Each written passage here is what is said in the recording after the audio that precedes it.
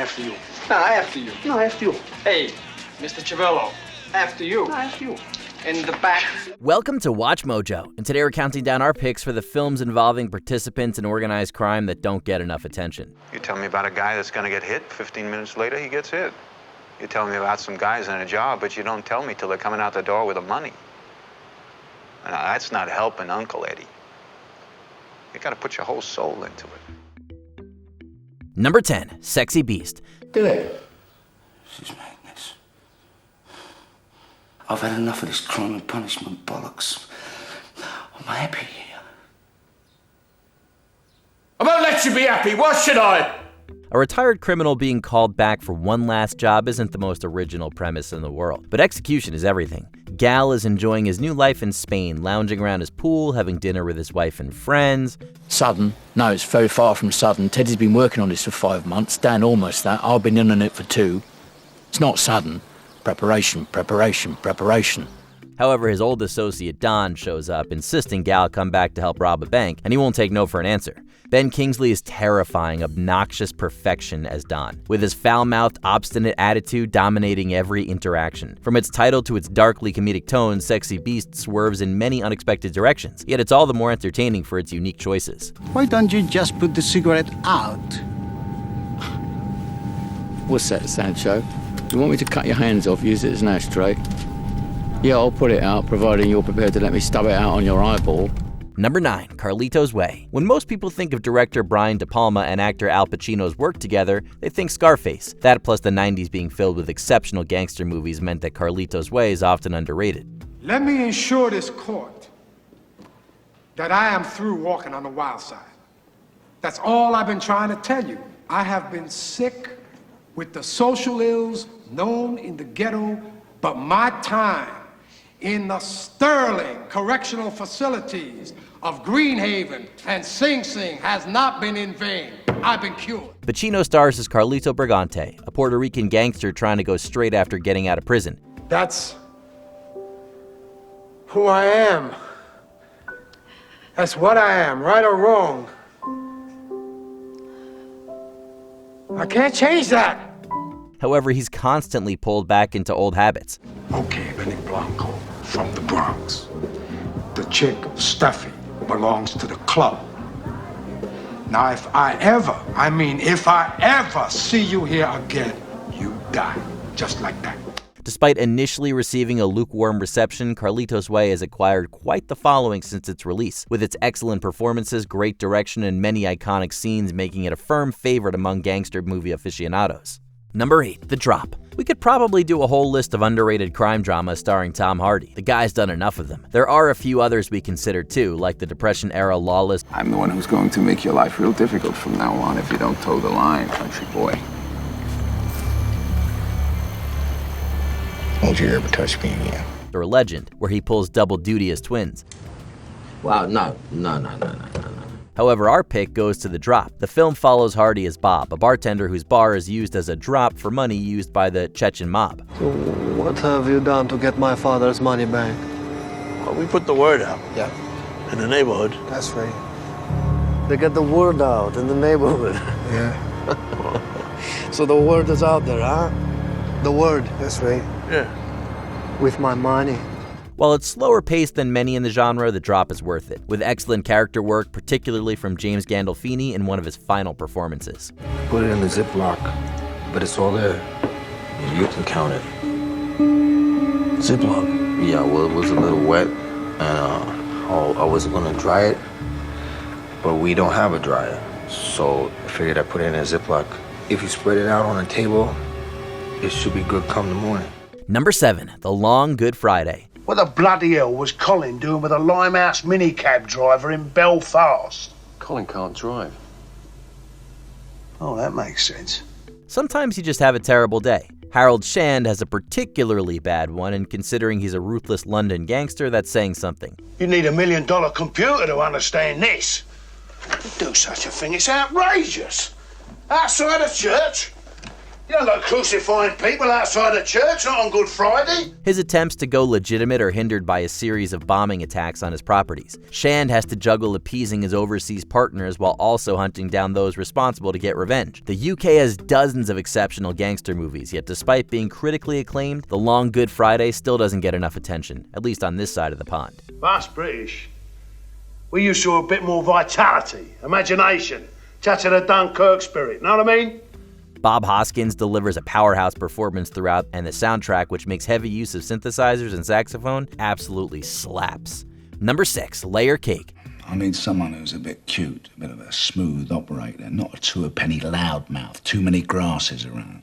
Well, it'd be a pleasure, Mr. Price. It was probably easy upon this film's release to compare it to Guy Ritchie's movies. After all, director Michael Vaughn produced several of them. However, Layer Cake has plenty of its own merits.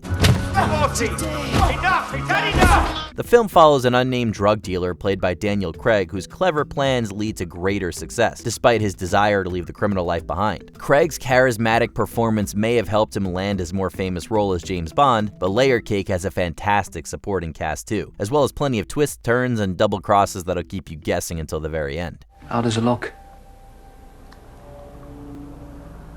Bad. Number 5, The Friends of Eddie Coyle. You made somebody mad, you made a big mistake, and now there's somebody doing time for it. There's nothing personal in it, you understand, but it just has to be done. Some people can't appreciate irony. The title of this 70s mob classic is certainly ironic, considering the title character lacks them, or at least he does by the film's end. I'll be looking for you, and I'll find you, too. Because I ain't the only one that's going to be looking for you, and we know how to find people. An aging gun runner for the Boston Irish mob, Eddie's caught between a rock and a hard place when he's pressured into ratting out his fellow criminals in exchange for avoiding a prison sentence. Christ, I wish I never did that job for you. I wish it never happened. That don't help. It looked like a pipe, you know that. You told me yourself. Despite critics praising its uncompromising tone and Robert Mitchum's world-weary performance, the Friends of Eddie Coyle failed to make friends with audiences upon its release. How's that for irony? Number 4, Eastern Promises. Coast is clear? Yeah? What? No, not beach. I said coast. It's an English expression. Russian gangster stories are less common in the West, so this David Cronenberg film breaks the mold somewhat. The film follows Anna, a British midwife of Russian descent, as she seeks to translate a diary left behind by a young mother who dies giving birth in her care.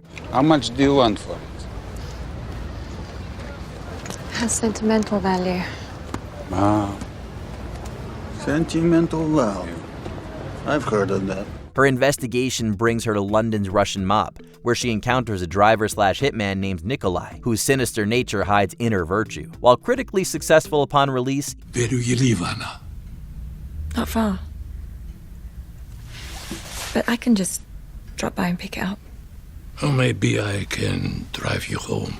Eastern Promises has only gained more of a reputation over time, with many appreciating its uncompromisingly gritty tone, grounded performances, and one of the most brutal and nude fight scenes in cinema history. Number 3, Mean Streets. Director Martin Scorsese has done so many incredible gangster movies that it's understandable why one of his first is often overlooked in favor of his later work. That's because you're stupid. You should have ran and left safely with me. With you.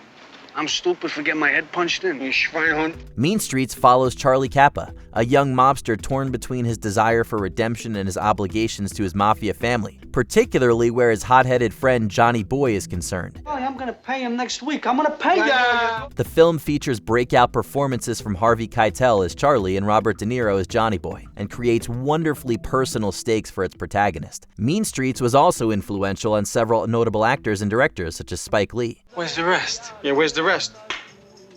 Well, I bought a few rounds of drinks over here while I was waiting, you know what I mean? Number 2, Road to Perdition. Go home, Mike. Go home and bury your wife and child.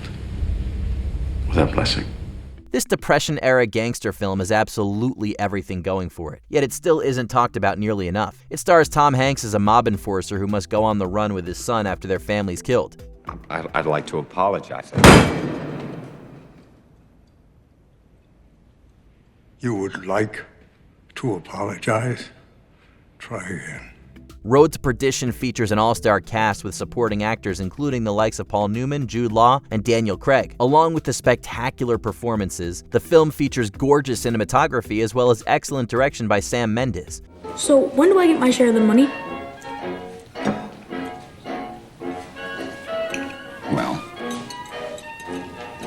chance do you want? Hanks may be playing against type as an anti-hero, but Road to Perdition is ultimately a touching story of redemption and has much to say about fathers and sons. Before we unveil our top pick, here are a few honorable mentions. Rock'n'Rolla, Guy Ritchie's most overlooked crime caper. Abandoned ship! Run for your lives! King of New York. Who doesn't love a comeback story? What's that? He's a terrifying drug lord? You come with me. I'm at the Plaza Hotel. You're welcome. You're all welcome! Enjoy! Kill the Irishman. Anytime Ray Stevenson is in a lead role is a good time. I'll give you 3 seconds. To do what? Huh? To do what? Go ahead. Yank it. Copland. Dirty cops and a crazy cast. Let go of him, Figsy. Go home.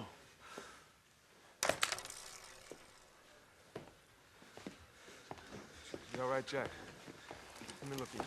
Don't shut me out, Ray. Killing them softly. Brad Pitt goes dark as a hitman. Dylan died this morning.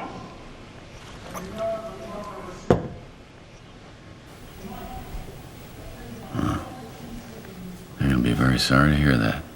Sure they are. It's gonna cost them more.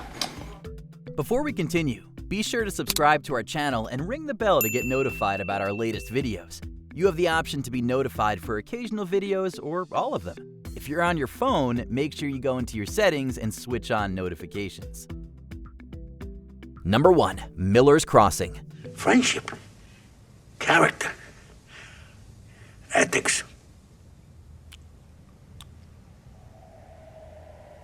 So it's clear what I'm saying. The Coen brothers are known for witty writing, spectacular cinematography, and for having a pool of excellent character actors they often work with. And yet, somehow, this noir-soaked gangster film still goes under many people's radars when compared with their other movies. Close your eyes, ladies. I'm coming through. The film follows Tom Reagan, the right-hand man of a mob boss whose conflicting obligations inadvertently sets off a war with a rival gang. Keeping track of who's double-crossing who and why can be difficult, particularly with all the Prohibition-era slang. He asked me to ask you to take care of him, put in a good word with Leo. Leo listens to you. Not that Leo wouldn't help the schmata anyway. A guy like Bernie is squared you like the schmata, a straight shooter like him. And yet the exceptional cast, brilliant direction, and almost comically violent tone will engross anyone who comes across Miller's Crossing. Is there a lesser-known gangster film we forgot? Have mercy on us. Share your favorites in the comments. They ain't saying we should double-cross you. You double-cross once, where's it all end?